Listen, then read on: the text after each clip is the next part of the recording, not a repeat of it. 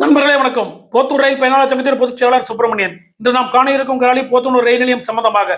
இருகூருந்து போத்தனூர் வரை 10.7 கிலோமீட்டர் இரட்டை வழி பாதையாக மாற்றுவதற்கு ரயில்வே அமைச்சகம் 277.42 கோடி ரூபாய் ஒதுக்கீடு செய்துள்ளது. இதை பெற்றுத் தந்த பொள்ளாச்சி நாடாளுமன்ற உறுப்பினர் மாண்புமிகு ஐயா திரு ஈஸ்வரசாமி அவர்களுக்கு நம்ம சங்கத்தின் சார்பாக மனமார்ந்த நன்றியை நாம் தெரிவித்துக் கொள்கின்றோம். அதே சமயத்தில் ரயில்வே அமைச்சர் அவர்களுக்கும் மத்திய அரசுக்கும் மனமார்ந்த நன்றியை நாம் தெரிவித்துக் கொள்கின்றோம்.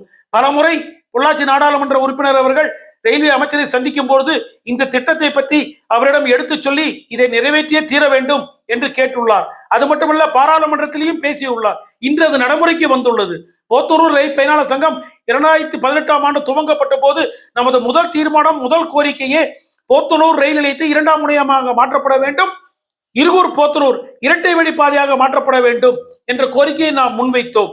இந்த திட்டம் வருவதால் பயண நேரம் குறையும், சரக்கு போக்குவரத்துகள் அதிகமாகும், பல்வேறு புதிய ரயில்கள் இயக்கப்படுவதற்கான வாய்ப்புகள் உள்ளன.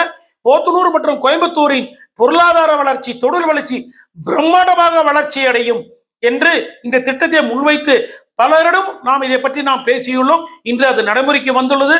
மிக்க மகிழ்ச்சி.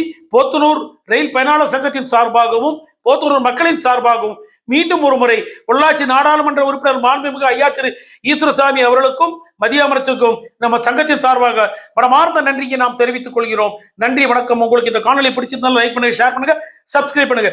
நன்றி, வணக்கம்.